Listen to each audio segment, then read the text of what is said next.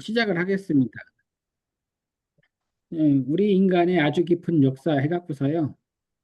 이제 제가 발표할 부분은 3부 미생물의 삶하고 4부 복잡성으로의 이행입니다. 뭐 책 내용은 여러분들 다 읽어보셨지만은 어떻게 보면 간단하고요. 어떻게 보면은 뭐 수십억 년, 수백억 년을 때부터 얘기하는 거라 저기 많이 깊을 수도 있는데 여기서는 제가 부분은 이제 간단하게 아까 좀 전에 설명했듯이 이제 이미지 나와 있는 걸 중심으로 이렇게 좀 얘기를 하겠습니다. 먼저 이제 11장인데요.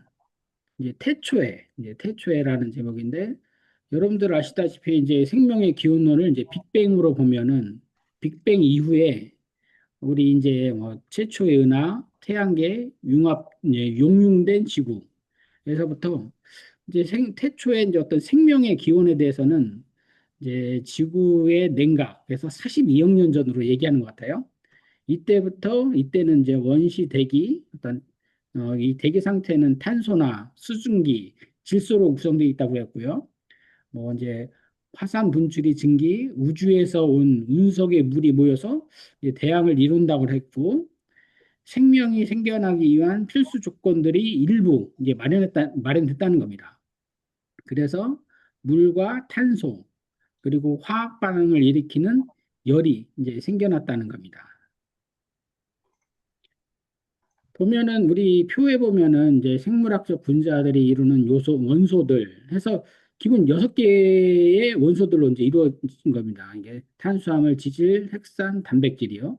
요거에 대해서 얘기하고 있는데 먼저 생명의 기원에서는 다윈이 최초의 이제 세상이 이제 탄소계 분자들로 이루어졌다는 것을 이제 바탕으로 해서 생명들이 작은 원시 연못에서 발생했다는 가설을 제안했고요.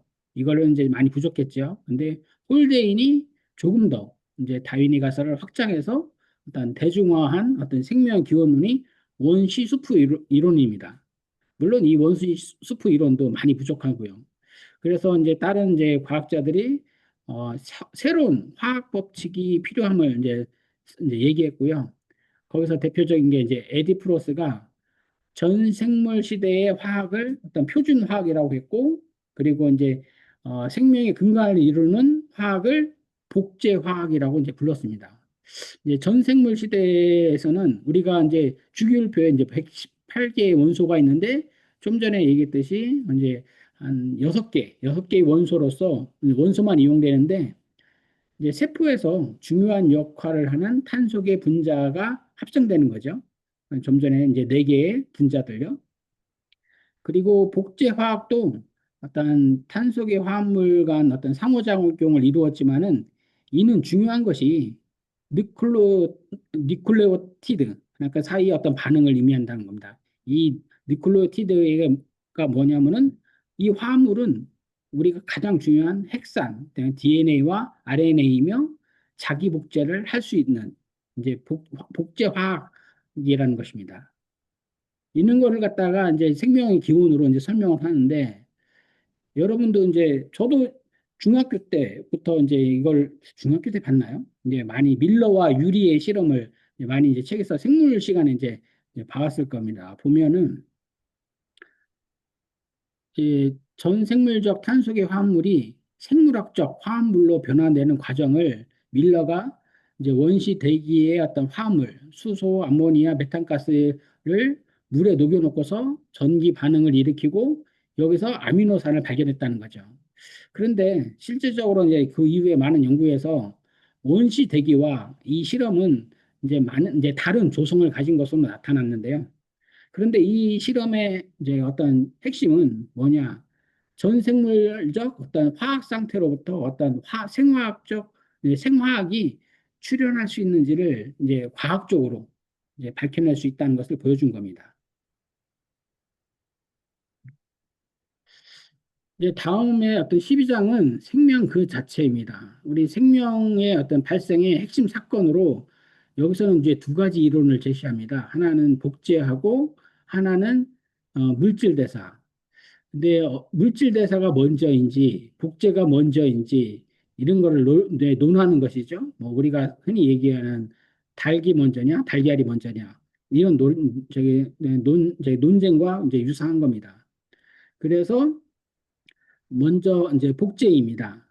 위에 보시면은 전 생물적 이제 화학에서 RNA 어떤 DNA 단백질 합성이 일어나고 여기서 DNA가 있고 이런 것들이 모여서 어떤 이 밑에 이제 모여갖고 원세포가 이제 만들어진다는 거고요. 그래서 세포 생물학이 이제 나타나는 건데 좀 더 내용을 보시면은 복제 우선 이론은 자기 복제 가능한 어떤 전 생물적 분자로 먼저 시작한다는 겁니다. 위에 것들이.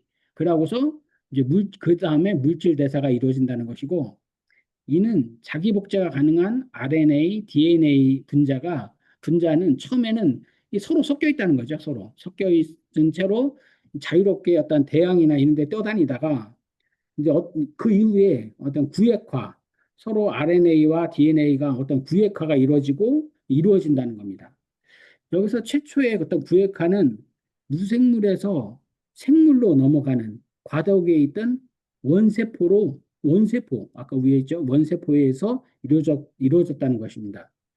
그래서 이 구획화는 지질로 둘러싸인 어떤 막으로 이를 이제 어떤 DNA와 이것 그리고 그들이 어떤 생산한 단백질을 격리하는 어떤 구획화가 이루어졌다는 겁니다.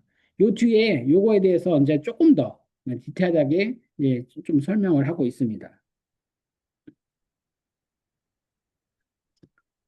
또 하나는 어떤 생명 발생의 어떤 핵심 사건으로서 이제 물질 대사인데요. 여러분들 이제 많이 이제 어떤 TV에서도 많이 나온 것 같습니다. 열술 분출공에서 어떤 생명이 탄생하는 거요.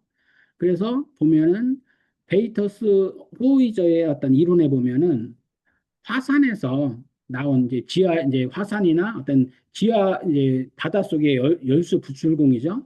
거기서 나온 뜨거운 물이 어떤 거기에 근처에 있는 광물질하고 이제 광물질의 어떤 풍부한 어떤 암석에 있는 풍부한 물질하고 이제 흐르면 섞이면서 이제 단순한 탄소 화합물들이 서로 결합해 갖고 더 큰 화합물로 변하는 화학 반응이 일어나는 촉매가 되었다는 그 물 안에서요. 그래서 어떤 이제 물질이 만들어졌다는 건데 여기서는 뭐 단순하게 한두 줄로 썼지만은 이 엄청나게 복잡한 이론이 이제 설명이 있는 것 같습니다. 이는 최초의 학물들이 일련의 어떤 전 생물적 반응을 겪다가 결국은 자기 자신을 생산하는 즉 재생산 주기가 형성된다는 거고요. 화산에서 흘러나온 열기는 어떤 생물체가 존재하기에는 너무 뜨겁다는 이제 비판을 받았는데 이제 이 문제를 어떤 마이크 러셀과 빌 마틴에 의해서 좀 해결했다는 겁니다.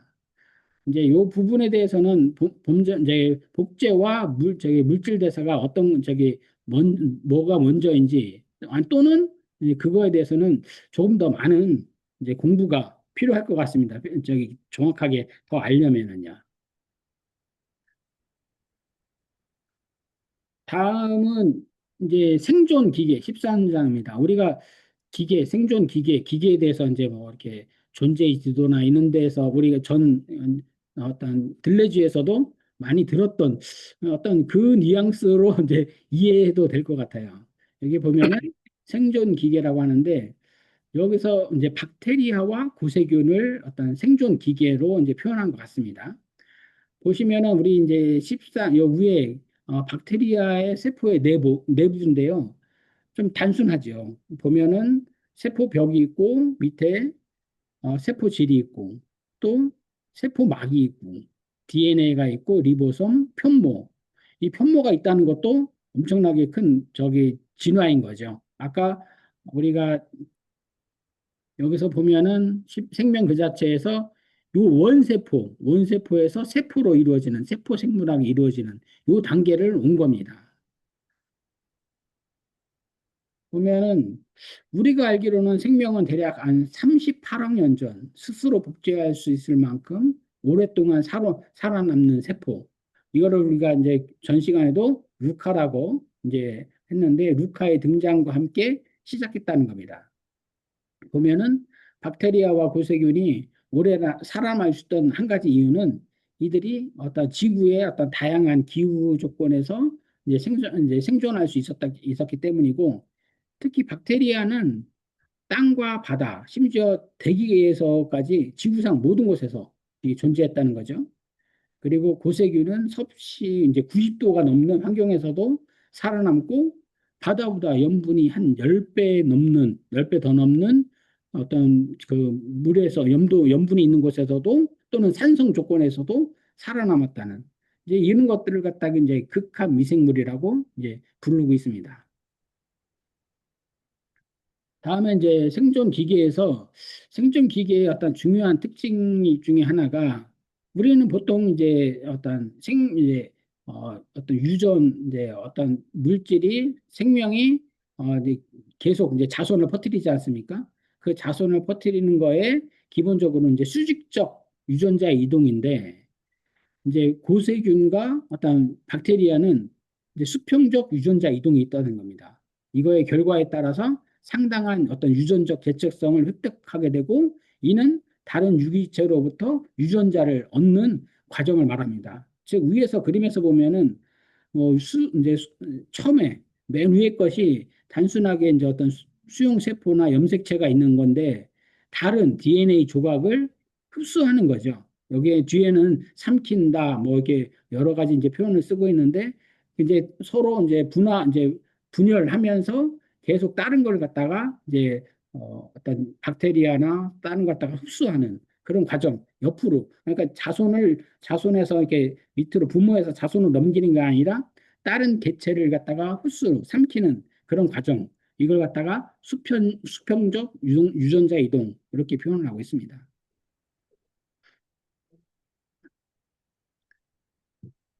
다음에 14장 세포 소기관의 탄생입니다. 이 부분도 이제 전 시간에 교수님께서 이제 발표를 해주셨는데, 크게는 6분류 체계입니다. 뭐 박테리아, 고세균과 그리고 진핵생물, 이게 3역 체계이고요. 6개 체계는 박테리아, 고세균, 운생물, 식물, 균, 동물 이렇게 있고요. 진핵생물 이제 보면은, 우리가 이제 진핵생물을 넘어오는데, 진핵생물은 박테리아와 고세균과 마찬가지로 단세포 미생물이었다는 겁니다. 하지만 이런 진핵생물은 우리가 이제 박테리아와 고세균은 이제 원핵생물이라고 하는데, 이 진핵생물은 이제 그들과는 이제 여러 가지 이제 차이가 있다는 것입니다. 그 차이를 이제 다음 장에 보시면요. 보이면 이제 제가 요거는 책에 없는 거를 갖다가 이제 제가 찾아갖고 조금 분류한 건데요. 크게는 원핵생물과 진핵생물을 비교한 것입니다. 이제 원핵생물과 진핵생물을 이제 보면은, 여러분 이제 위에 그림하고 같이 보면요. 핵은, 원핵생물에는 핵막이 없는 거고요. 중요한 게, 진핵생물은 핵막이 있는 겁니다. 그리고 진핵생물은 다양한 막성 어떤 소포 소기관이 이제 보유하고 있고요. 당연히 원핵생물보다 엄청 10배에서 100배 이게 큰 거고 있고요. 또 유전자 구조도 DNA가 선형 구조. 그리고 세포 분열 방식은 이분법, 단순한 분열이 아니라 유사 분열, 감수 분열을 하는 거고요. 여기에서 이제 가장 대표적인 게 세균, 박테리아하고 고세균이겠죠. 그리고 진핵생물은 우리가 이제 삼력 6체계에서 6개에서 동물, 식물, 균류, 온생 동물까지 여기가 진핵생물이 해당되고 있습니다. 근데 여기서 예, 그 원핵 생물 하면은, 그러니까 한국말로 하면 이게 핵이 있는 것 같아요. 좀 헷갈려서 핵이 있는 것 같은데, 예, 영어로 보면 이제 프로란 말이 예, 앞이란 뜻이라서 예. 핵이 생기기 이전에 그런 뜻이라 이런 얘기. 네, 맞습니다. 이 프로가 그런, 이제 그래서 그림을 여기 설명하고 있습니다. 원핵 생물 세포 그림 보면은 핵이 없잖아. 예, 아, 원핵 생물은 핵이 없는 거고, 핵이 생기면서 이제 진짜 핵세포가 생겼다 이거지. 진핵, 그 뜻입니다. 네, 맞습니다. 예. 진핵이란 말이. 그래서 이 큰 차이가 핵이 있냐 없냐, 그리고 이 안에 핵이 있고 여기 또 미토콘드리아 같은 그 세포 소기관, 소기관들이 안에 이제 추가가 됐다는 게 이게 큰 차이인 거지. 음, 그래서 이게 이름을 한국말로 이게 생물학 용어 이거 뭐 이런 걸 공부하면은 되게 힘들어요, 사실은. 음, 근데 영어의 그 저기 뭐야 어원을 찾아가면서 이렇게 용어를 보면 훨씬 더 무슨 의미인지를 빠르게 파악할 수 있다고 하는 점이 좀 있어요. 그럼 저 원핵 생물 할 때 원자가 그 원시적이다 할 때 그 원자가 맞을까요? 그렇지. 아, 그러니까 사실 전핵 생물이라고 했으면 더 좋았을 걸. 핵이 있기 네, 이전의 생물. 전액생물. 어쨌든 후액 생물. 움직이니까 생물은 생물이거든. 생명이냐 아니냐는 움직이냐 아니냐의 차이로 우리가 얘기를 하는데 저 생명이니까 움직이긴 한다고. 근데 핵이 없는 놈이라는 거지. 그 뒤에 건 후액 생물이었어요. 아니, 수액 생물. 아니 진짜 핵이지. 그래서 아, 진핵이지. 그거는 네. 진짜란 뜻이래 저게. 이유가 아, 이유가 붙은 게 true란 뜻이라고 하더라고. 그 어원에.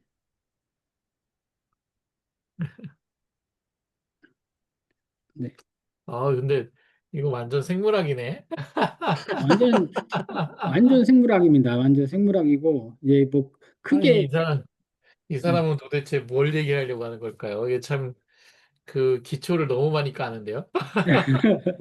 맞습니다. 이게 그런데 이쪽 이제 인원 이제 지금 현재 우리가 뒤에 보면은 감정이나 여러 가지를 이제 이성이나 그런 인간의 신경계 그쪽을 네, 넘어가기 전에 저기 보면 간단하게 뭐 깊게 까는 것보다는 간단하게 넘어가면 될 것 같아요.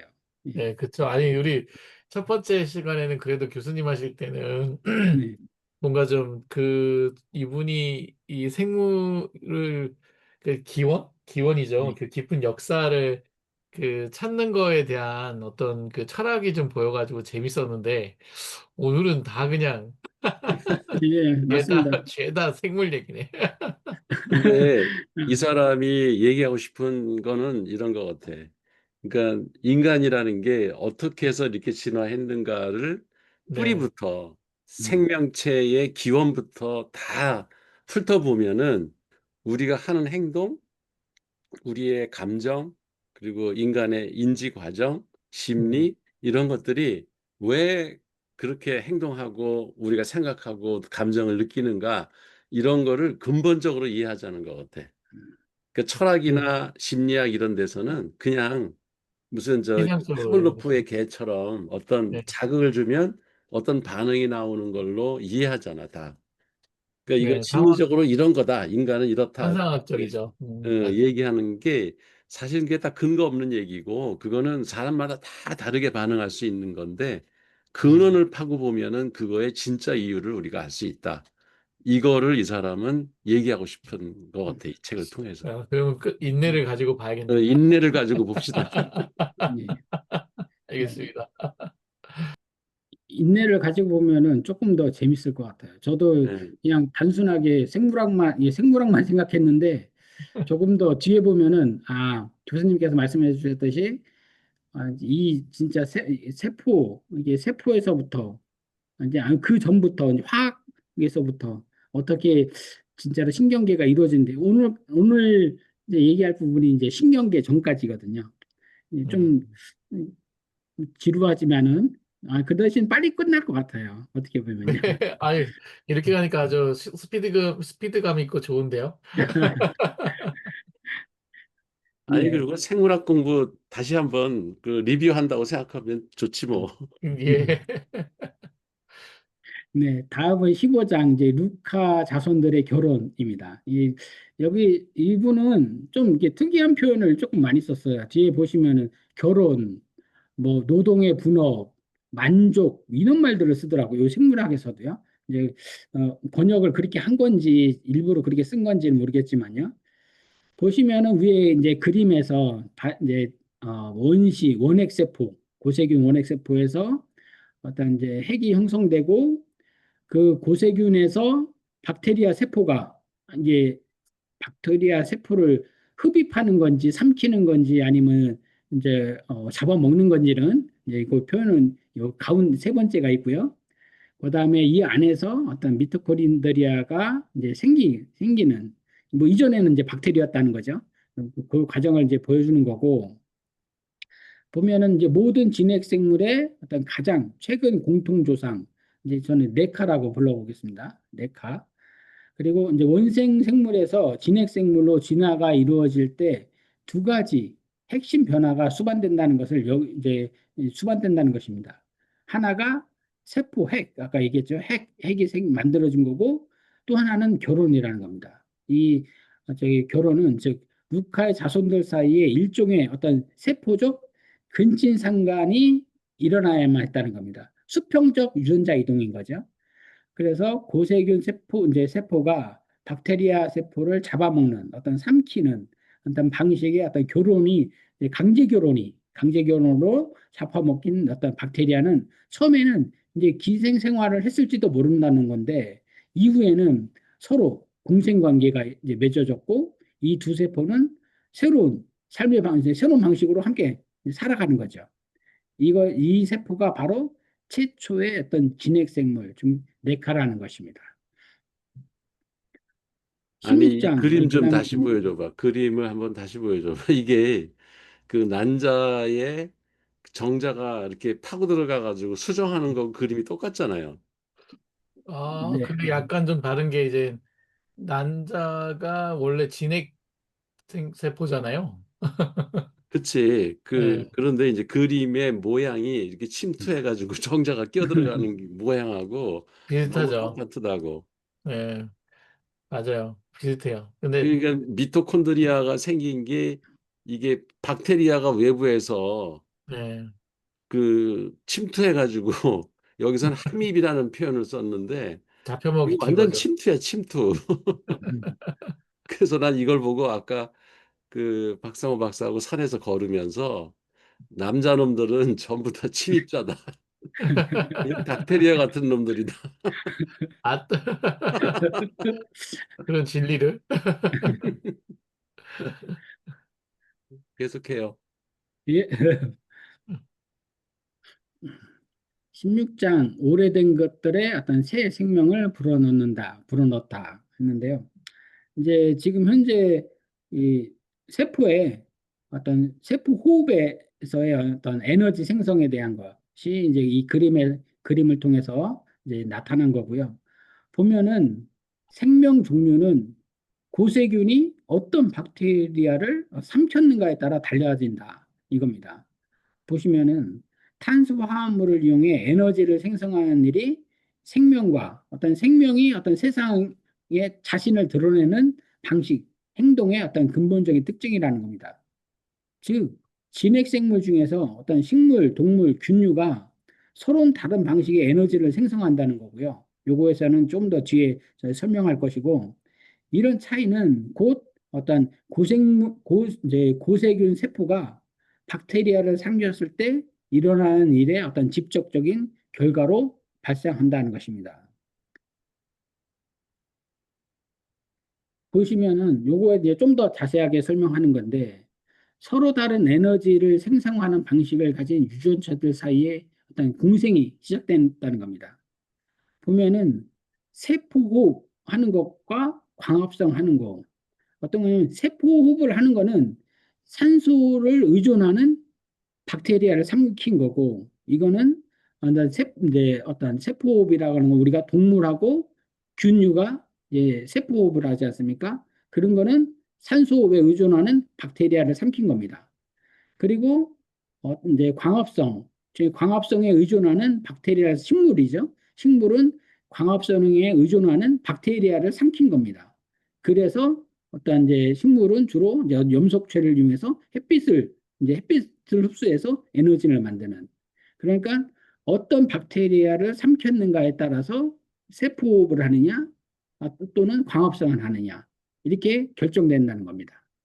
그래서 이 두 종류의 고성능 세균이 바로 첫 번째 진핵생물이 된다는 것입니다.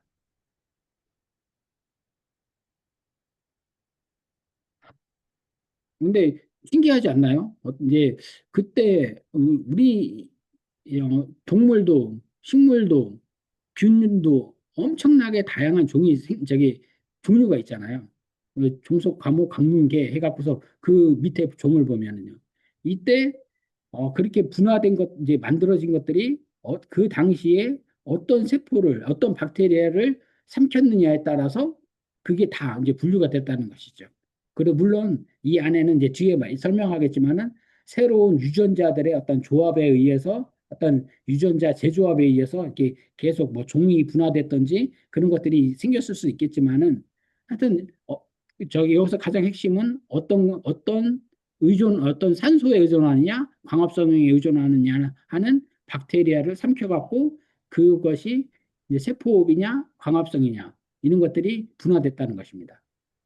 근데 저는 좀 더 신기한 거는 어, 균하고 우리하고 비슷한 조상이다. 아, 그리고 여, 지금 사실은 식물이 우리보다 더 진화한 애가잖아요. 우리보다 식물이 그 에너지 생산 방법을 하나 더 갖고 있잖아요. 아, 더 우리 세포보다 좋은 세포를 갖고 있는 것 같네요. 서로 이게 엽록체를 갖고 있다는 거는 정말 대단한 거지. 네, 그러니까요. 우리는 얘들 거 뺏어 먹잖아. 그, 그렇죠. 우리 과일 먹고 채소 먹는 게 쟤들이 애써가지고 에너지를 그 엽록체 가지고 만든 거를 우리 뺏어 먹고 사는 거라고, 사실은. 아니, 그 교수님, 만약 우리가 저 세포로 이렇게 접해가지고 유전자 어쨌든 해가지고 저 세포로 사람이 만들어질 수 있다. 아니, 그러면, 그 공상과학 만화, 영화나 이런 거 만들 수 있을 것 같은데. 그러니까 이거 소재를, 엽록체를 갖고 태어난 인간. 아니, 네. 이거 소재를 여기서부터 시작해가지고 우리는 이렇게 해가지고 과학은 이렇게 발전했다. 그래서 우리 이런 새로운 인류가 탄생했고 더 이상 에너지가 필요 없는 햇빛만 있으면 되는 신인류가 탄생했고 그 신인류는 이제 지구를 이제 지배하는 새로운 지배 세력으로 나타났다. 음. 얘들은 딱인데? 안 먹어도 되잖아. 응? 그냥 광합성을 해가지고 네, 햇빛에 그러니까. 이렇게 가서 나 노출만 하면은 영양분이 네. 다 채워지고. 그러니까 새로운 에너지가 이제 더 이상 그 섭취를 통해서 에너지를 할 필요 없고, 그러니까 빛만 있으면 되는 그런 음. 이제 새로운 인류가 나타났다. 예. 그러면은 좋잖아요. 우리 무한 에너지가 있다는 거는 참 되게 그 좋은 거잖아요. 그럼 식물처럼 무한하게 산다는 거 아니에요? 근데 뭐 그런데 진화 과정에서 그런 게 없었겠어? 근데 이제 퇴화했겠지. 왜냐면은 그 식물들이 그렇게 길게 살아봐야 뭐 얼마나 살아. 거긴 뭐 오래 사는 나무는 뭐 몇백 년도 산다고 하긴 하더만. 예. 근데 어, 움직이질 못하잖아. 야, 근데 이런 데서 또 소재 하나 만들면 재밌겠네. 저 그, 예매하러 가겠습니다. 아니, 소설을 쓰라니까? GPT하고 같이? 아, 이런, 한번 이런 소재로 GPT 해가지고 그 웹툰도 만들고 그러면은 음, 이거 되게 개연성 있잖아. 이게 믿을만 하잖아요. 예, 음. 스토리 될 것 같은데. 음. 제가 이번에 학교에서 AI 영화제라고 공모전을 하나 하는데 그 시나리오를 어, 짜서 예선을 하는 게 있거든요. 이거 혹시 그래? 참고해서 해도 네, 그러니까 우리는 원래 루카에서 시작했다. 네. 루, 우리는 엽록체가 없었지만 인류의 과학이 발달해서 엽록체를 가지게 됐고 그래서 이렇게 됐다. 뭐 이렇게 아주 개연성 있고 재밌을 것 같아요. 아, 좀 이런 신기하네요. 것도 룩하네요. 그렇지, 루카. 네. 루카도 이름 좋네. 네. 이제 제 17장은 이제 크기가 중요하다. 좀 의미 있는 말입니다. 그러니까 이제 서로 다른 길을 갔는데요. 원핵 생물과 진핵 생물요. 원핵 생물은 이제 최소한 이제 35억 년 동안 어떤 지구상에 존재했음에도 불구하고 결코 이제 복잡한 맨눈으로 보이는 다세포가 되는 길을 걷지 않았다는 거죠. 진핵 생물이 되지 않았다는 겁니다. 오직 진핵생물만이 어떤 이러한 진화 과정을 거쳤는데 그 진핵생물에 대해서 조금 더 이제 살펴보면은 육안으로 볼 수 있는 생명체가 되기 위해서는 진핵세포가 그 크기를 이제 불리는 것이 핵심입니다. 이제 아까 저 얘기했듯이 원핵생물하고 진핵생물이 크기가 이제 10배에서 100배 차이가 난다고 했잖아요. 그 이제 20억 년 전에 진핵생물이 이제 등장했는데 이는 이제 지구상의 어떤 생물의 이 평화를 깬 겁니다. 이 진핵생물이 이제 최초의 어떤 이제 진정한 이제 포식자인데 먹이로서는 원핵생물도 먹고 다른 진핵생물도 잡아먹으면서 몸집을 점점 불려나갔다는 거고요. 레인 이론에 따르면 진핵생물은 원핵생물에 비해서 20만 배가 넘는 에너지를 생성할 수 있다고 합니다. 20만 배, 이제 감이 안 올 정도로 엄청나게 많은 거죠. 예. 몸집은 뭐 10배에서 100배 큰데 20만 배의 에너지를 생성하는 겁니다. 그리고 이제 여기 중요한 건데 이 진핵생물이 이제 몸집이 커진 이유는 큰 계기는 어떤 진핵생물이 등장하기 바로 전에 20억 년 전쯤에 지구상의 산소 농도가 급격하게 증가했다는 겁니다. 그리고 대략 또 8억 년 전쯤에 두 번째 산소 농도가 급격하게 증가했다는 겁니다. 그래서 더 크고 더 많은 에너지가 필요로 하는 다세포 유기체, 뭐 동물이든지 식물이든지 균류가 이게 등장할 수 있었다는 겁니다. 그렇지만 원핵생물 나름대로 지구상의 많은 역경, 뭐 어떤 재앙적 격변, 기후변화, 뭐 어떤 예전에 보면 뭐 어떤 새로운 운석하고 충돌, 뭐 여러 가지가 있었겠죠. 그럼에도 35억 년을 살아남았다는 겁니다. 원핵생물이요. 지금까지. 산소 농도가 급증한 시기, 예. 저게 지금도 그 증거가 호주 그 서부 연안에 그 바닷가에 아직도 그것들이 그 시아노박테리아라는 그 생물들이 살고 있대. 지금도. 그래서 가서 사람들이 직접 손으로 만져볼 수도 있고 그 관광객들이 그거 이제 보러 가기도 하는데 그게 이제 바다 밑에 있는 어떤 이렇게 해조류 같은 생긴 이렇게 구멍이 좀 숭숭 뚫린 그런 저기더라고. 이렇게 조개 같은 산호초 같이 생겼는데 그게 이제 거기 생기면서부터 얘들이 이제 산소를 내뿜어 가지고 이산화탄소를 이제 빨아들이고 산소를 내뿜어서 그 당시만 해도 아마 지구 곳곳에 그런 게 있었나 보지. 근데 다른 데는 이제 많이 사라졌는데 거기는 아직도 그게 보존이 그대로 그냥 바닷가에 다 보존이 되고 있어가지고 그때 이제 산소가 능도가 급증하면서 이제 그 생물들이 살 수 있는 조건이 더 이제 좋아졌다 이제 그런 얘기들을 하더라고. 아, 시아노박테리아 하면은 그 사진들이 나오고 그래.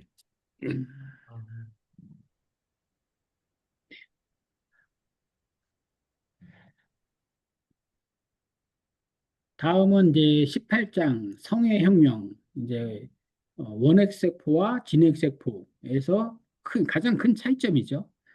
이제 유성생식, 이제 진핵생물이 자손에게 유전자를 전달하는 획기적인 방법을 개척한 것이죠. 유성생식이라는 것이요. 이제 암컷과 수컷, 어떤 성이 있는 건요. 원핵생물은 무성생식으로 유전적 다양성이 이제 생기지 않은 계속 이제 그 분열만 하는. 그래서 그래도 지금까지 어떤 박테리아나 세균이 남아 있는. 유성생식은 두 종류의 서로 다른 이제 어떤 교배형 사이의 상호작용을 통해서 일어나는데 이 성은 단세포 생물 이제 원생 생물에서 우리 원생 생물에서 시작되었다는 거고요. 난자와 정자의 만남은 유전자의 재조합 과정이고 이는 유성생식의 어떤 유전적 다양성이 일어나는 것입니다. 이제 유성생식을 통해서요. 제19장 미토콘드리아 2부 제이스 제임스 그리고 성의 기원입니다. 보면 이제 성은 어떤 진핵생물답게 만드는 가장 근본적인 특징이라는 거죠. 그래서 이제 성이 어떻게 획득되었는지는 미토콘드리아가 어떤 그 비밀의 열쇠를 쥐고 있다는 겁니다. 어떤 진핵생물의 DNA는 대부분 핵 속에 들어있지만 일부 미토콘드리아가 이제 DNA를 좀 가지고 있다는 겁니다. 그래서 여성의 미토콘드리아 DNA는 모두 최초의 여성, 즉 미토콘드리아 이브로부터 물려받은 것이 이제 받았다는 것인데 어떤 성은 어떤 크고 복잡한 어떤 다세포 생물의 삶의 핵심이라는 겁니다. 왼쪽 그림에 보시면은 이제 이건 이제 책에 있는 건데요. 이제 제시가 살인자였는가요? 이제 그래서 이 제시가 이제 죽었는데 이 제시가 진짜 죽었는지 우리 이제 드라마 이제 영화 같은 데서 나오지 않습니까? 이제 이 사람 살인마가 자기가 진짜 죽었는지 이제 이 사람 시체가 맞는지 틀린지 이제 그런 걸 갖다가 이제 규명하는 것이 중요한 건데 이제 그걸 이제 떻게 알았냐? 그러니까 이 제시 제임스가 이 살인자의 아니 자손 이제 제럴드가 있고 그 자손들이 있는 겁니다. 제시는 이제 남성이고 여동생이 수전이 있는데 여기서 미토콘드리아의 이브라는 것이 이제 미토콘드리아의 어떤 DNA는 여성만 이제 유전된다는 것이죠. 이제 어머니로부터만.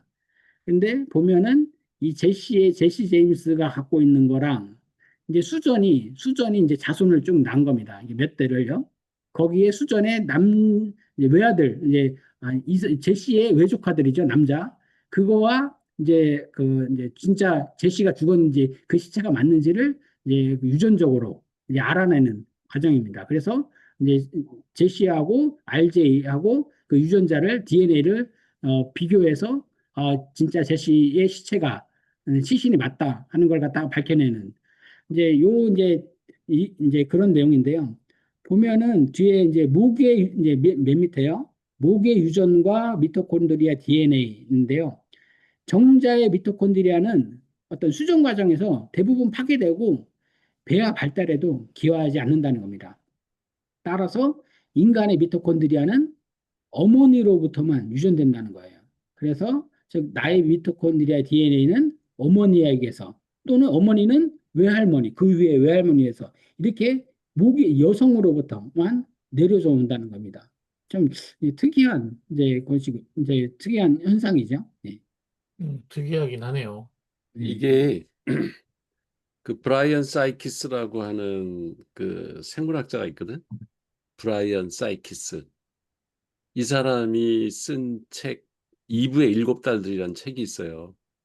이거 거의 한 10년 전에 읽은 것 같은데 이거 읽어보면 되게 재밌어. 이브의 7달들. 그러니까 그 인류의 조상인 그러니까 현대 인류의 조상은 그 크로마뇽인이잖아요. 그러니까 아프리카에서 시작해가지고 유럽으로 한번 진출했다가 거기서 그 네안데르탈인들한테 그 격퇴를 당해요. 그랬다가 나중에 또 한번 2차로 이동을 해가지고 오히려 네안데르탈인들은 다 그 전멸시키고 이제 현대 인류가 그래서 거기서부터 이렇게 전 세계에 쫙 퍼졌다. 그래서 근데 그 조상들이 전부 그 이브라고 이제 한 게 여자잖아. 여자가 아프리카 출생인데 그 이브의 유전자들이 전 세계로 퍼져가지고 지금 아, 인류가 지금 형성이 돼 있다. 그래서 뭐 90 몇 퍼센트인가 거의 99% 가까이가 이제 그 이 이브의 딸들, 그러니까 아프리카 출신의 이 크로마뇽인 현생 인류가 됐고 한 뭐 아주 작은 숫자 1% 가까이가 유럽에 많다는데 네안데르탈인 그 계통이 아직도 살아 있대요. 그 유전자들이 전달이 되고 있대. 그런 얘기들이 여기 나오고 그 가지가 어떻게 뻗어나가서 뭐 호주나 이쪽 남미 그 아프리카 저기 뭐야 유럽 동양에 어떤 식으로 이렇게 유전자가 그 퍼졌는지 그 경로 같은 거 이런 것들이 나오는데 다 이렇게 역추적을 해보면 7명으로 압축이 된대. 그래서 그래요. 2부의 7다들이라는 그 이 얘기야. 그 책에 나와 있어. 되게 재밌어요, 그 책. 한번 읽어봐요. 이 브라이언 사이키스의 2부의 7다들이라는 책이. 되게, 근데 미토콘드리아가 계속 그렇게 된다는 것도 재밌네요. 음. 음. 그러니까 동양의 그 남자가 호주 상속하고 하는 거는 정말 말도 안 되는 거지. 생물학적으로 보면. 그러니까요. 그러니까 모계를 통해서만 유전자가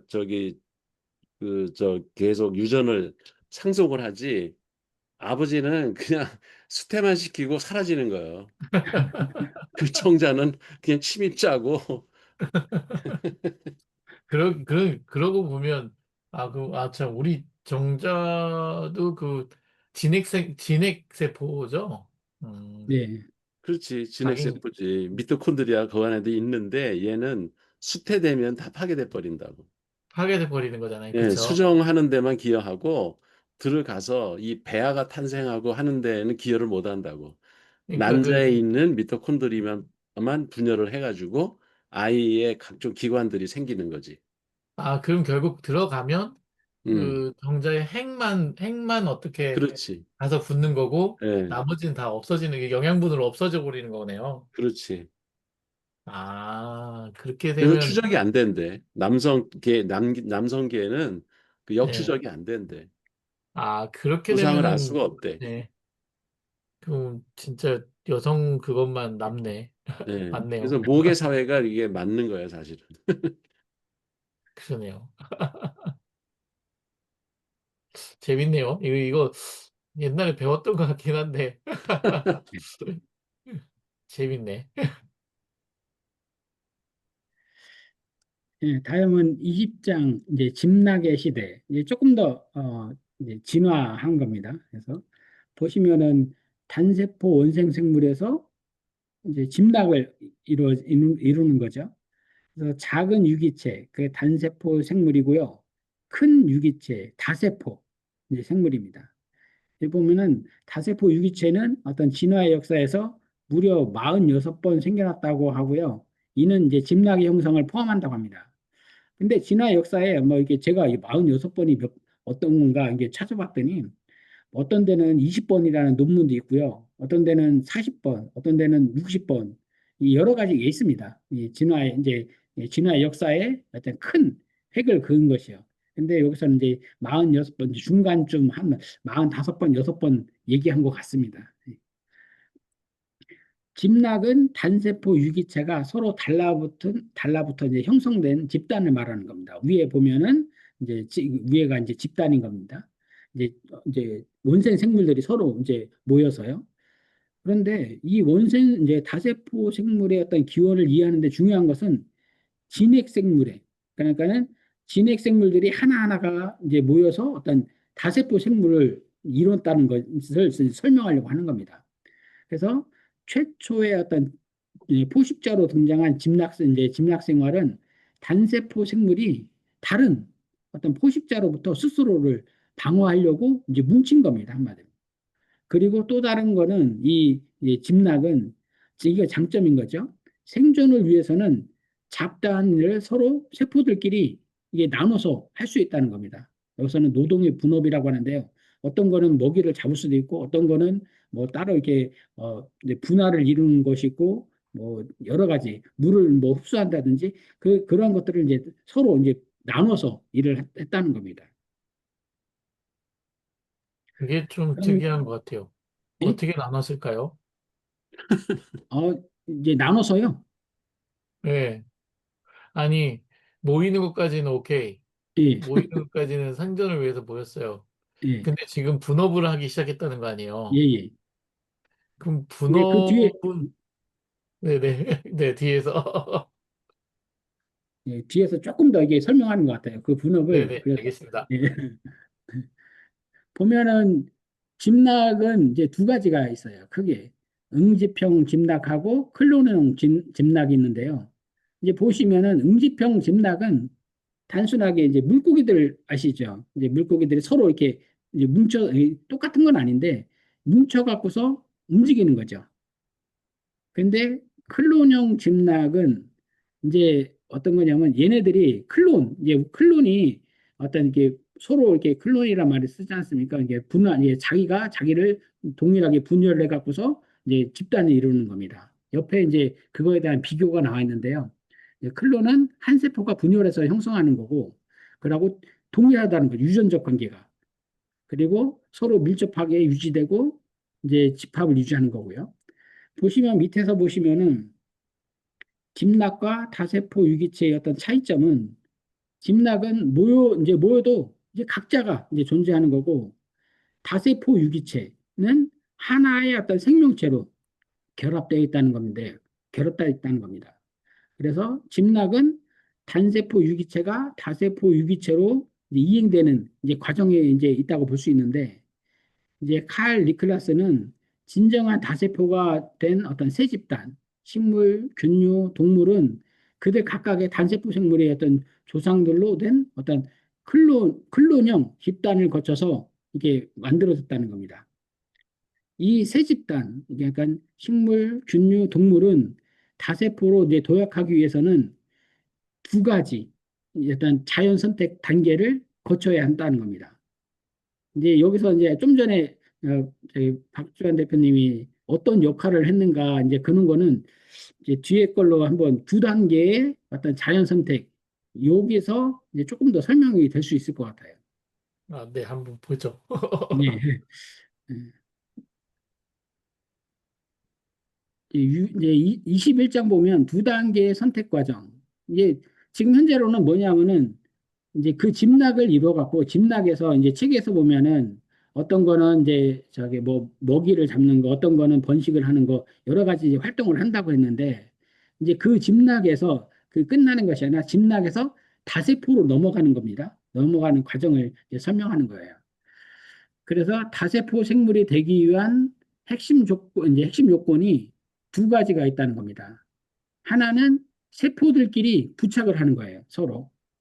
그리고 또 하나는 세포 사이의 소통이 이제 있다는 겁니다.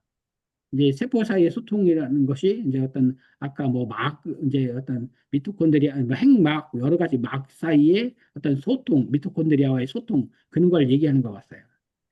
그래서 두 단계를 이제 먼저 보면은 이 단계를 이제 이거는 이제 설입니다. 예.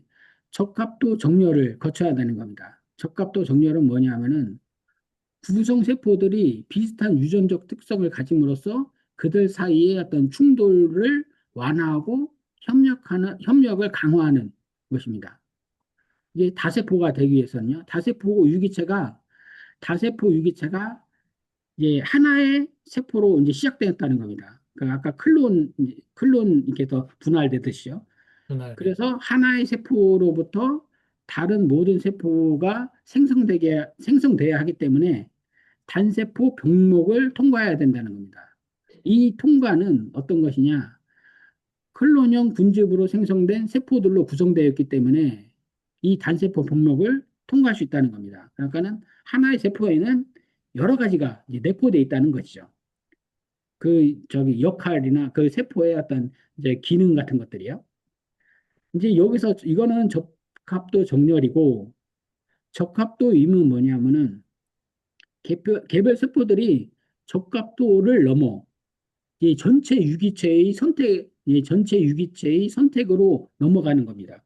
이거는 어떤 거냐면은 밑에도 설명하겠지만은 각각의 이제 세포가 이제 이제 클론으로 나누어져서 어떤 역할을 하지 않습니까?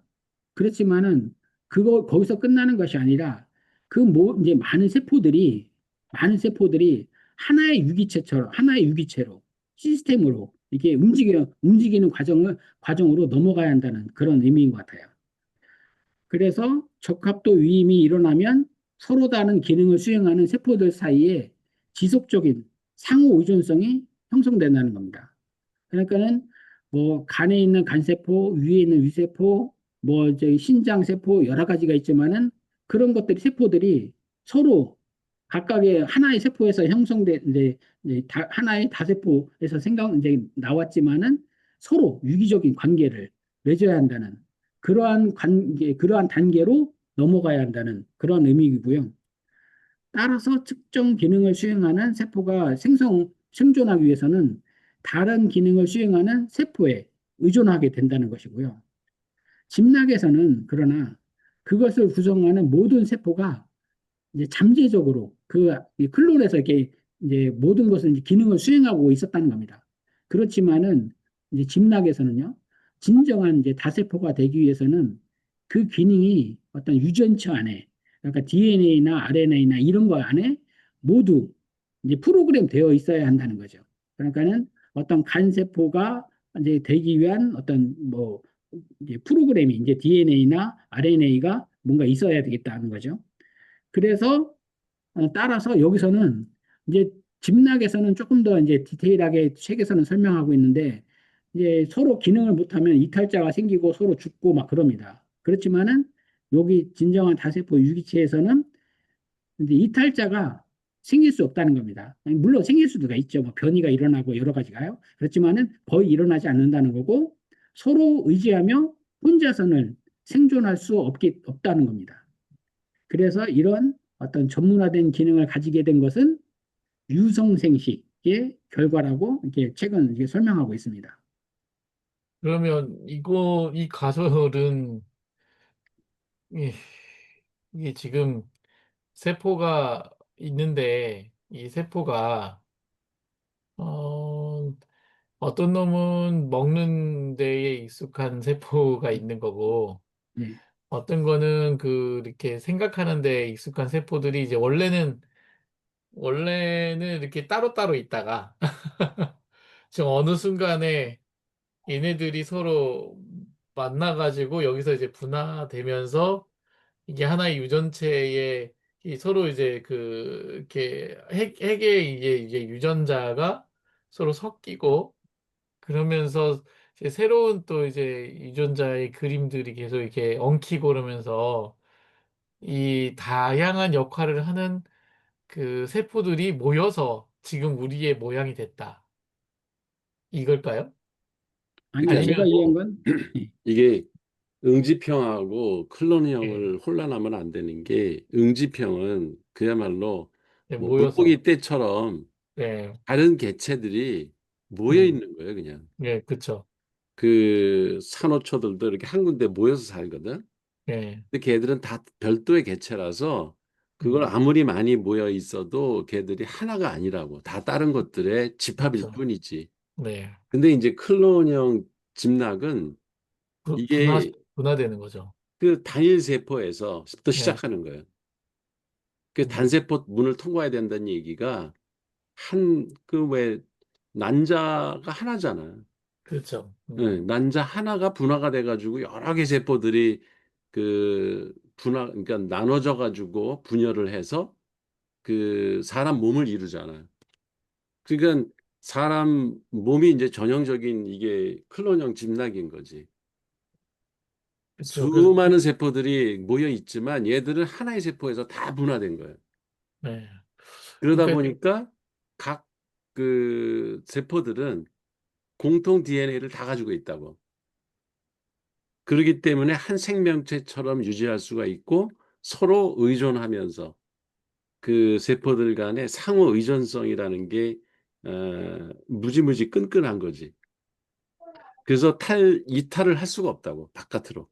이탈하는 순간 그 몸의 일부가 아니니까 걔는 상호 의존성이라는 게 남아 있을 수가 없겠지. 그러니까 우리가 살점을 떼어내면 얘는 이제 이탈한 건데 거기를 이제 우리가 다시 복원하잖아. 그 상처가 아물면서. 그러니까 얘들은 다시 클론형 그 세포들로 다시 채워지는 거지. 이게 응집형이 아니라는 거지. 그러니까 사실 클론형은 일단은 우리가 이제 생물에서 분화하고 그런 게 음, 알겠죠. 근데 그게 사실 똑같이 분화해야 되는데 분화하다가 보면 이게 모양이 달라지잖아요. 그게 어떻게 그렇게 됐냐라는 거고 그게 지금 여기서는 서로 의존하는 역할들이 생기면서 그렇게 됐다고 이렇게 그냥 두리뭉실 이렇게 여기 저도 책을 열심히 봤는데 그렇게 넘어가더라고요. 지금도 그 저번에 왜 황우석 박사가 예, 그 줄기세포 문제로다가 예, 한참 됐을 때 그때 생물 공부들 많이 했잖아. 예, 근데도 이제 그때 그 어떤 교수가 나와가지고 그 얘기를 했어.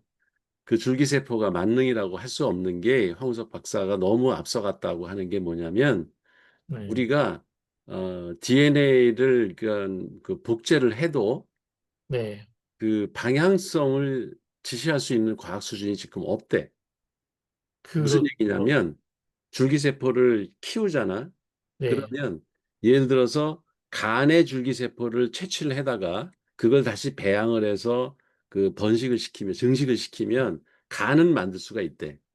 음, 간의 거를 남의 간을 떼다가 이제 간의 세포를 그러니까 본인의 간 세포를 바깥으로 꺼내서 거기에다가 영양분을 공급해 가지고 그걸 증식을 시키면 줄기세포를 증식을 시키면 다시 간 이식 수술을 할 수가 있대. 근데 눈이 예를 들어서 나빠가지고 그 눈을 이제 저기 뭐야 줄기세포로다가 다시 복원을 해야 된다 그러면 다른 세포 이게 눈 그 사람의 눈의 세포는 이미 다 망가져가지고 눈을 만들 수 있는 세포가 그 사람께 없어요. 그러면 음, 다른 사람의 어떤 줄기세포를 갖다가 그걸 이식시키는 것도 기술상 아직 안 되고 그 음, 다음에 그 원초적인 세포 뭐 음. 난자에서 세포를 추출해가지고 걔를 눈세포로 만들 수가 없다는 거예요. 그러니까 지금, 그래요. 아직. 아직은 이 그래서 이 책에도 나도 봤는데 그거를 그 왜 네, 이렇게 세포들이 분열을 해가지고 이제 다세포가 됐잖아. 그래서 하나의 네, 생명체가 됐으면 얘들이 역할을 이제 따로따로 한다고 그러는데 도대체 그 역할을 네, 어떻게 시킬 거냐? 그 디렉션을 줘야 될 거 아니야. 너는 네, 이쪽으로 분화해라라고. 네, 그쵸. 근데 그런 기술을 지금까지 없대. 근데 자연은 그거를 신기하게도 해내는 거거든.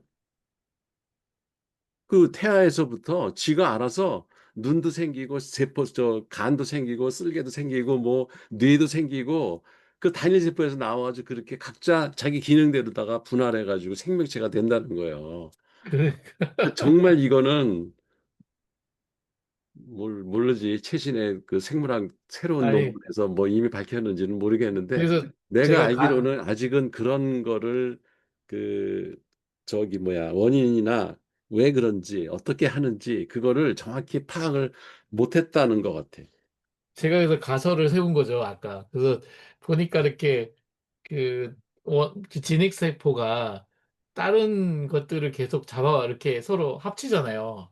네, 합치면서 결국 그 안에 있는 DNA가 서로 이렇게 계속 엮이는 거거든요. 네, 그러니까 그 어떤 놈은 뭔가 잘 보는 놈의 그 세포가 있고, 뭐 이렇게 이런 놈의 세포들이 있었는데, 어디에 돌아다니다가 이렇게 서로 만난 거죠. 만나가지고 얘를 잡아먹으니까 이제 여기 계속 세포 분화하다 보니까 어느 한 영역에서 눈이 이렇게 툭 튀어나오고 그렇게 해가지고 하나하나 합치다가 보니까 이 사람이 됐나?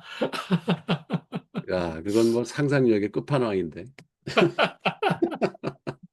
그러니까 아니, 다양한 기능을 이미 따로따로 수행하던 진핵세포들이 네, 모여가지고 인간이 형성됐다. 그렇죠. 이 서로 잡아먹어서 근데 그거는 잡아먹고 앞에 이 적합도 정렬을 통과하지 못한 거예요. 단세포 병목을 통과해야 되는데 단세포에서 분화된 놈들만 이게 그 아 뭐야 다세포 유기체가 되지. 아니 근데 그렇게 얘기하면 교수님 그건 단세포 병목을 통과하지 못했잖아. 아니 근데 이제 다세포도 병목. 합쳐진 다음에 어, 다음부터는 그 세포가 세포 분할을 해가는 그 클론이 돼가는 거죠. 그런 얘기는 없어 여기. 아니 그냥 저는 어차피 이 아저씨도 상상하는 것 같은데 나도 혼자 상상해보는 거죠. 아니, 그 실험을 해가지고 그 저기 뭐야 증거가 나와야지. 근데 지금 되게 궁금했던 건 그 부분인데 음, 그 있잖아요. 그걸 디렉션을 주는 요인이 뭐냐. 그게 되게 궁금했는데 그게 아직 밝혀지지 않은 것 같네요. 이분도 얘기를 못 하시는 것 같아요. 예, 못하는 것 같아. 나도 그게 그 이제 황우석 박사 그 저 사건 때 그런 얘기들이 네. 많이 나왔어요. 네. 사실 그래서 그게 황우석 박사는 마치 네. 만병통치약을 만든 것처럼 얘기를 했다고. 그렇죠. 그래가지고 줄기세포만 키우면 다리도 저 강원래인가 뭐 네, 다리도 맞아요, 고칠 수 맞아, 있고 뭐 맞아요. 누구 실명한 사람 눈도 고칠 수 있고 뭐 뇌 손상 되면 뇌도 고칠 수 있고 네, 이런 식으로 얘기했거든. 그 맞아요. 기술은 전 세계에 없다는 얘기가 그때 나왔어. 그래서 그 음. 논문이 생각나. 아, 그렇게 저 줄기세포의 성장하는 기능형 디렉션을 줄 수가 없대 지금. 아무리 그 음. 복제 기술이 발전을 해도. 그러니까 아, 통째로 네. 복제는 할 수가 있어. 그러니까 뭐 개를 뭐 그냥 그 만들어 가지고 그 복제를 해서 똑같은 개를 또 만드는 거. 개의 유전자에서. 근데 음, 사람의 어떤 그 뭐 세포를 떼어다가 그거를 줄기세포를 갖고 키워서 방향성을 정해 가지고 개구리도 만들고 뭐 이런다. 이건 말이 안 되는 거예요, 지금. 동일한 동물의 동일한 세포를 그게 이제 단세포잖아. 단일세포. 단세포 네. 병목이거든. 그걸 가지고 이렇게 거기서 클론이 형성돼서 그 안에서 어떤 이유인지는 모르지만은 각각 기능을 가진 것들이 분할을 해서 근데 그 세포는 여기서 이렇게 난자나 정자는 이미 인간에서 왔기 때문에 그 음, 인간이 갖고 있었던 모든 기능을 유전자 정보에 다 가지고 있다고. 그렇죠. 그러니까 간도 생기고 쓸개도 생기고 하는 거야. 그렇죠. 근데 저는 이제 그 디렉션 하는 그 물질이라든지 방법이 결국 그 우리 인간의 어떤 그 방향성을 제시할 때도 되게 중요한 그게 될 것 같아요. 욕망이 어떤 그 물질일 것 같은데. 좀 그래서 멀겠네요. 지금도 그 유전자 지도를 계속 그리려고 하는 게 그 안에서 유전자들의 조합이 그 예, 되게 그렇죠. 많은 그 유전자들의 결합돼 가지고 된 거잖아. 그렇죠. 그들을 다 각각 그 기능이나 역할들을 갖다 전부 분리해서 하면은 뭐 그런 얘기까지는 들었어. 거기에서 간을 담당하는 그 DNA 정보를 조작을 하면 그 사람이 그러니까 저기 뭐야 선조가 네. 간이 계속 나쁜 그 유전자 그거를 없앨 수가 있대. 그 유전자를 어, 조작을 해가지고. 그러면 그 그래서 다음 세대에서 태어나는 아이들은 선천적 유전병이 없는 아이로 할 수는 있는 그런 기술까지는 됐다. 그러니까 몇 개 영역에서는 다가 아니고. 그러니까 네. 뭐 뇌병변이 계속 있는 부모들한테 태어났다. 근데 그거는 유전적으로 유전자에 이미 그 정보가 있기 때문에 걔는 또 저기 정신병을 앓는다는 거야. 근데 그거를 그 번호를 바꾸면 그 번호의 유전 DNA를 바꾸면은 걔는 그런 병을 부모가 있어도 안 앓을 수가 있다. 이런 얘기까지는 내가 그 네. 네처 사이언스인가 뭐 네이처진가 거기에서 그 인용된 논문을 한번 본 적이 있어. 네, 맞아요. 유전자 가위로 그런 거 하고 그걸 다시 이제 그걸 자른 다음에 그걸 다시 그거를 수정시켜야 돼요.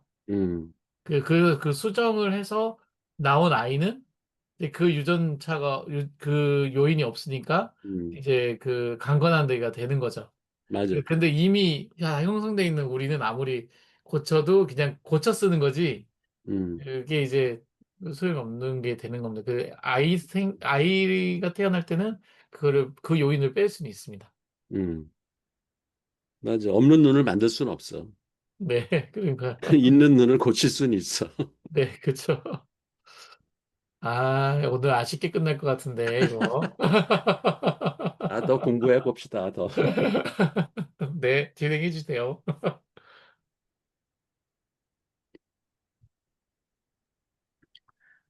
네, 제가 우리 딸들이 조금 이게 시끄러울까 봐 좀 음수를 해놨었습니다. 22장 이제 마지막인데요. 편모로 헤엄쳐 좁은 문을 통과하다입니다. 예, 위에 그림 있고요. 동물 출현 이제 설명의 주류 이론이 편모충 집락 가설입니다. 이게 뭐냐면요. 처음에 동물 출현은 대략 이제 8억 년 전 이제 산소가 이제 많이 이제 증가했을 때 이때라고 하지만 아직 이때는 이제 완벽한 상태가 아니라는 거고요. 지금 현재 원시 동물로 현존하는 이제 원생 동물은 기, 이제 편모충류라는 겁니다. 이거는 어떤 동물과 기편무충류는 이제 공통 조상을 공유함으로 어떤 자매 계통이라고 이제 볼 수 있다고 합니다. 위에 보시면은 이제 균 옆에 편모축류, 동물 이렇게 보고 있습니다.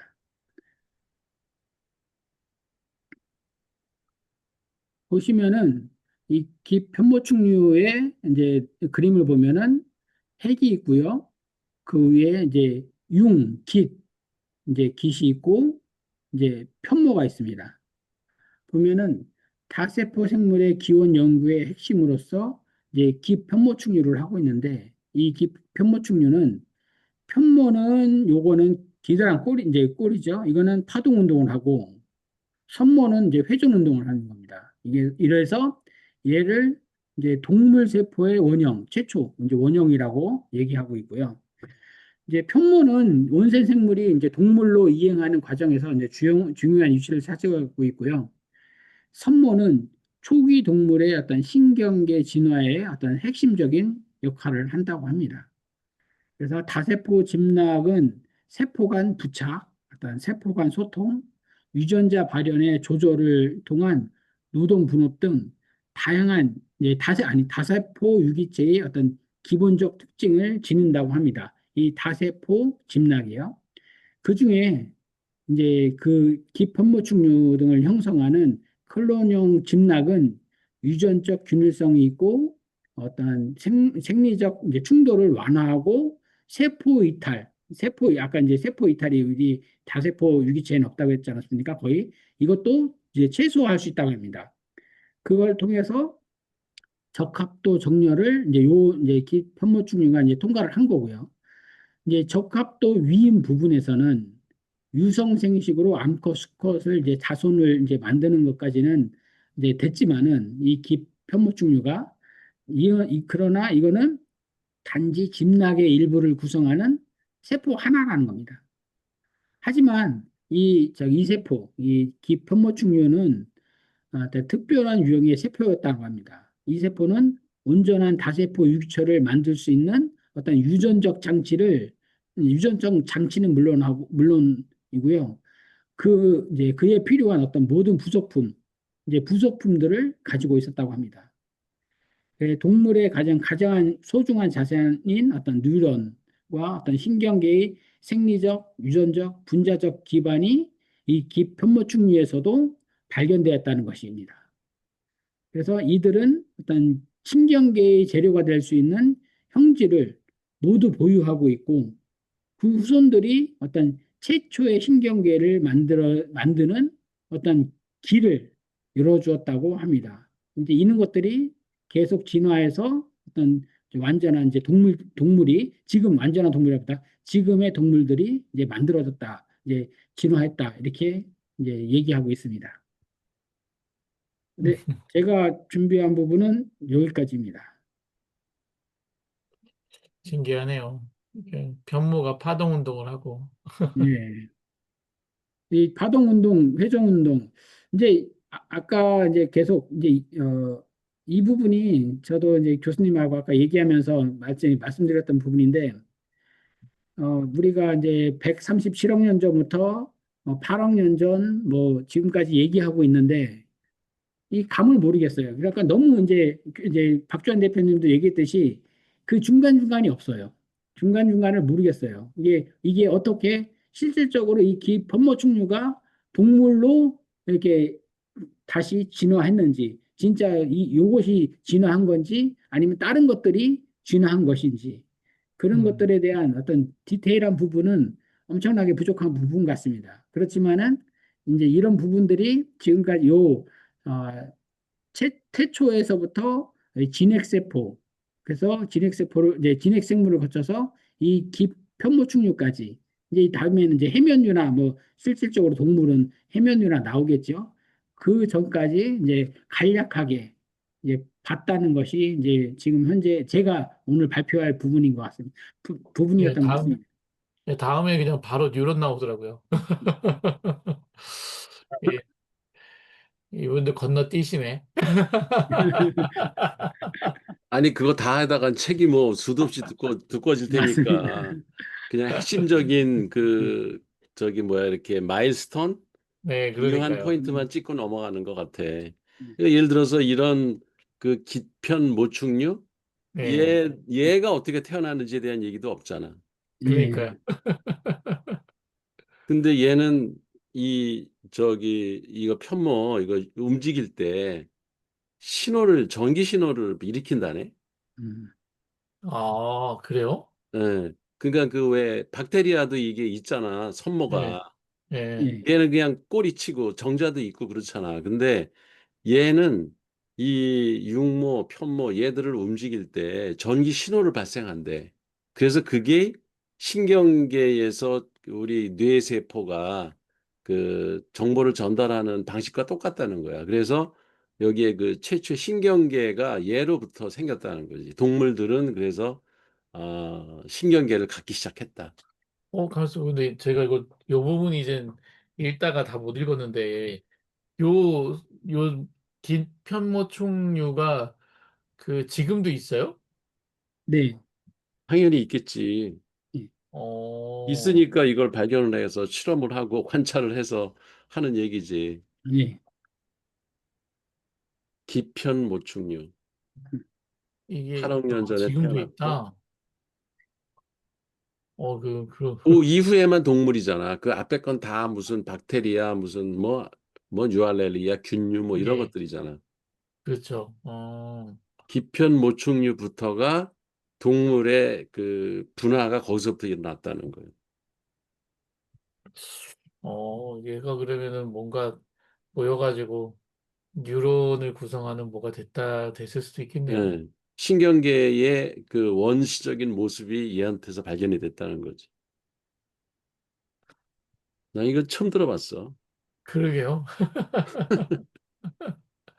신기하네. 오늘 우리 너무 젊은 재밌게, 학생들 질문 있으면 해요. 감상도 얘기하고.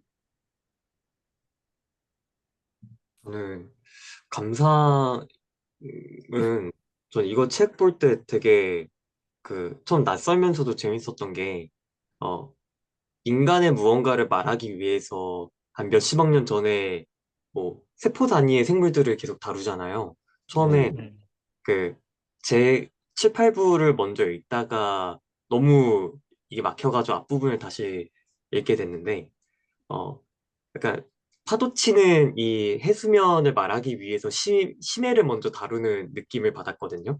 그리고 음, 그치. 8부 이후로 넘어가면서부터는 좀 본격적으로 인간의 인지나 뭐 그런 이야기들이 많이 나왔는데 그래서 아, 어, 그 어떤 생명체의 이 기능이 이전 세대의 어떤 거에서 막 파생되고 비롯되고 막 이런 이야기를 그때부터 그런 맥락을 이제 잡게 됐는데 그래서 재밌다. 지금까지 봤던 심리학 책이나 그런 것들은 인간이 이런 기능이나 이런 생각들을 하게 되는데 이게 뭐 어떤 뇌의 작용이나 어떤 화학 물질의 전달에 이런 이야기만 보다가 이 기능이 어디서부터 비롯됐고 뭐 어떻게 분화가 됐고 근데 이 분화는 어떤 우연한 계기에 의해서 만들어져서 뭐 환경이 변해가면서 막 이런 이야기를 들으니까 되게 신선하고 재밌었습니다.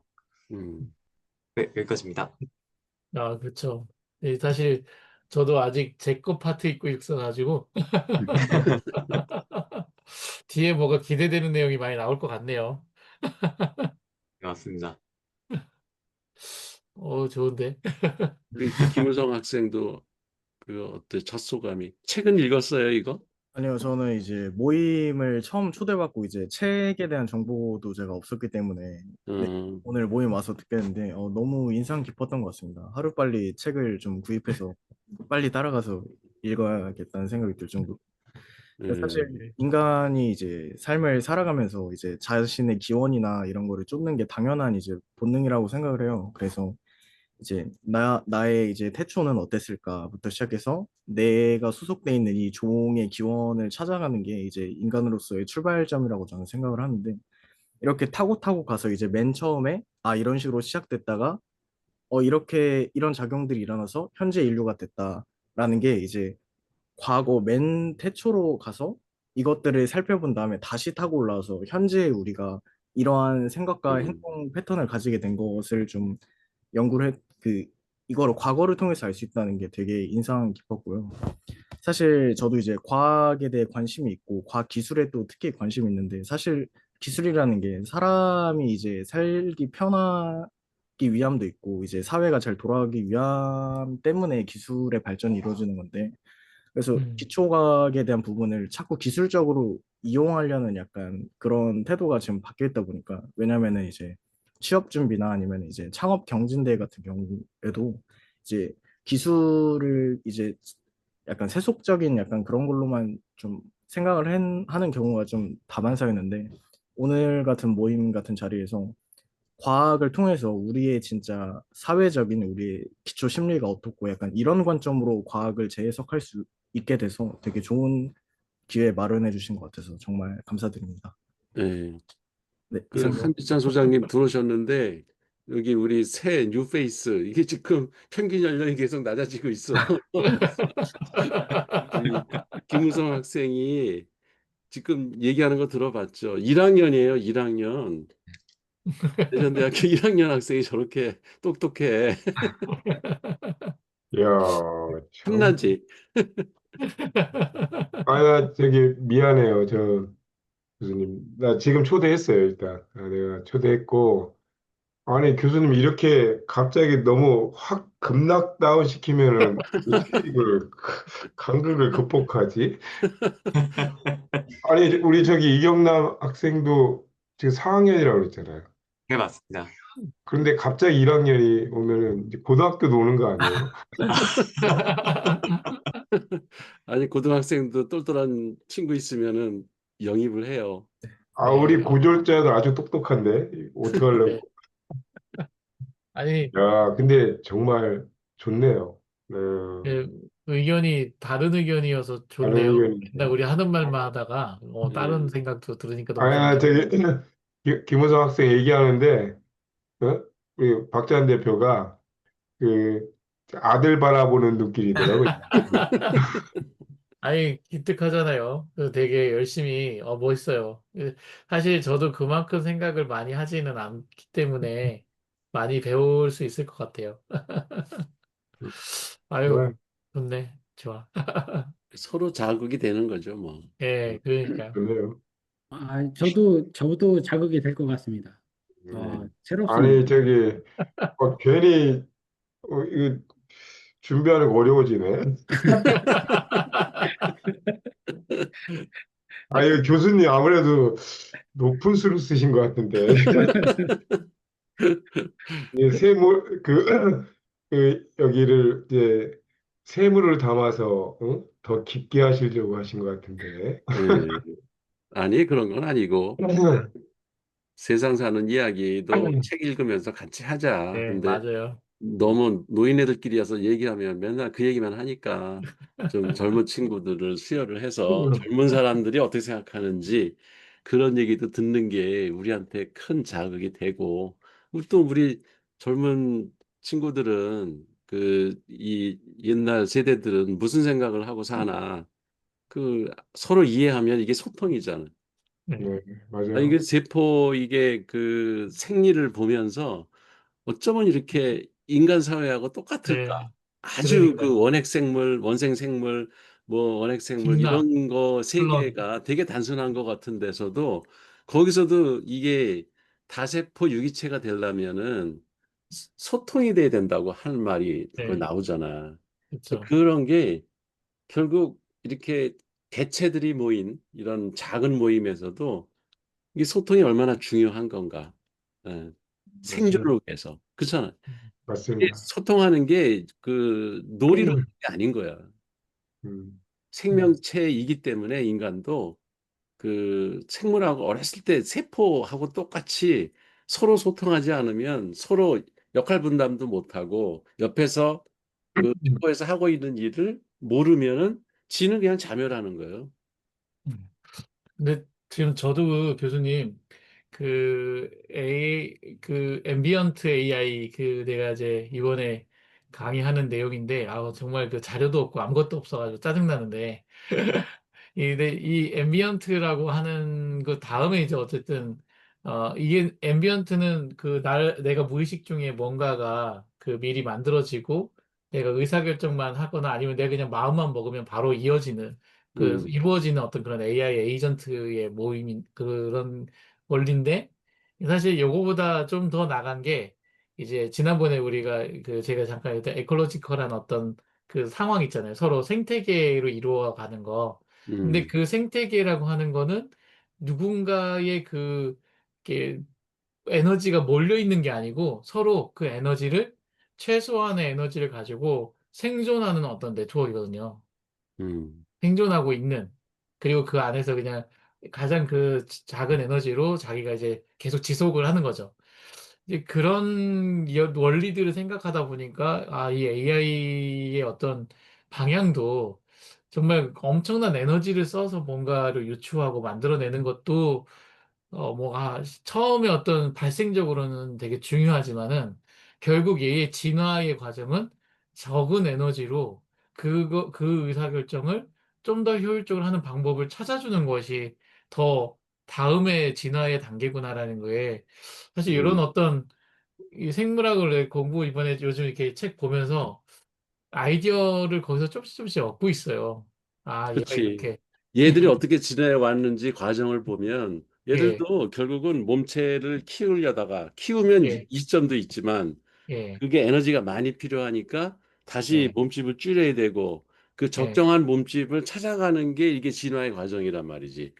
근데 그렇죠. 결국은 에너지 문제야, 이게. 아까 예, 왜 에너지 문제죠. 그 예. 왜 저기 그 편모체가 보면은 이렇게 파동을 일으킨다고 네, 하잖아. 네네. 그런 거 보면은 양자역학하고도 되게 밀접하게 네, 연관돼 있고. 그러니까 그렇죠. 물질의 기능과 물질의 어떤 성질과 이게 생명체가 됐음에도 불구하고 원래 물질이 갖고 있었던 그 그렇죠. 원 성격들은 그게 다 그냥 이게 이어지고 있다는 것들이 예, 맞아요. 이렇게 원시 생물들을 공부하다 보면 알게 된다고. 그렇죠. 그리고 아까 지금, 왜 생태학이라 그랬잖아. 생태. 예, 생태학. 이콜로지. 예. 이 말을 처음 만든 사람이 조금 아까 저왜 해켈이라는 사람이죠. 에른스트 해켈. 그래요? 그 사람이 만든 거예요. 아니, 생태, 에른스트 해켈이 처음 생태학이라는 말을 만든 생물학자야, 이 사람이. 에컬로지컬이라는 단어가 너무 멋있어요, 저는. 예. 요즘 계속 제 머릿속에 계속 그게 맴돌아요. 그러니까 아직 현대 미래죠. 그 생물 분류 체계에도 이 사람이 상당히 기여를 많이 했고 대단한 그 학자죠. 그 해켈이라는 사람이. 그러니까 요즘 지금도 보면 그 AI의 그 반도체라고 하는 게 똑같은 모양들이 그 NPU든 뭐든 이렇게 조합을 이루어가지고 어떤 일을 해내거든요. 근데 사실 이거는 지금 초기 모델인 거고, 음, 이제 좀 가면 이 AI 반도체의 형태들이 바뀔 거다 생각이 드는 거예요.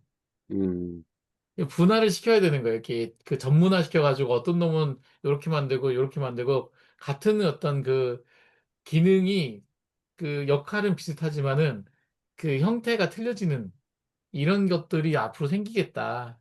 그 지금은 GPU 하나로 천하통이라고 있지만 그 뭐뭐용 GPU, 뭐뭐용 GPU라고 다 나눠질 것 같거든요. 그게 결국 제품 분화 과정이 될 것 같아요. 그러면 근데 그 얘기를 딱 들으니까 지금 무슨 생각이 나냐면 네, 엔비디아 얘들 주식 사야 되겠다는 생각이 드는 거예요. 무슨 얘기냐면 이게 아무리 호환성 있는 예, 그 GPU나 이런 거를 칩을 만들어도 그 엔비디아가 만든 거하고 삼성이 만든 예, 거, LG가 만든 게 호환이 되려면 그렇죠. 점점 이렇게 기능이 고도화될수록 그게 힘들어지겠다. 그러니까 그런 GPU 백날 모아봐야 아까 예, 왜 그 뭐 융기병? 집락, 집락. 그러니까 그 집락이 예, 생기는데 그냥 그 성격들이 다른 놈을 모아놓은 거라서 예, 얘들끼리의 그 소통이나 이런 게 쉽지 않겠다. 그렇죠. 그러니까 한 회사에서 처음에 설계했던 그 AI 그 예, 칩들이 얘들이 이렇게 분할을 해가지고 걔들이 클러스터를 그러니까 클론이 되면은 예, 그 성능이 훨씬 더 뛰어날 것 같다는 생각이 드네. 그렇죠. 그거를 지금 사실 그 아성을 넘어뜨리기가 힘들어요. 지금 이 표준이 예. 있기 때문에 걔들이. 아, 그러니까, 요새 엔비디아 계속 오르더라고 또. 네. 팔았더니 오르네. 항상 팔면 올라. 하여튼 이게 모든 그 우리나라의 제품이 만들어지는 과정이나 그리고 그 제품들은 똑같은 것들을 모아가지고 집락을 이루어가지고 뭔가 만들기 메모리 쪽이에요. 딱 메모리가 딱 그러고 있어요. 근데 그게 어떻게 진화하겠네라는 게 좀 보이는 것 같아요. 하여튼 세포 하나를 가지고 이렇게 너무 과대 해석을 하는 건 항상 저의 상상력이지만 근데 재미있네요. 되게 그 앞으로 뒤에도 더 진지한 얘기들이 나온다니까 더 재밌을 것 같습니다. 그래요. 고생들 하셨고 다음 주에 봅시다. 네, 다음 네, 주에 뵙겠습니다. 다음 주에 네. 뵙겠습니다. 수고하셨습니다. 네.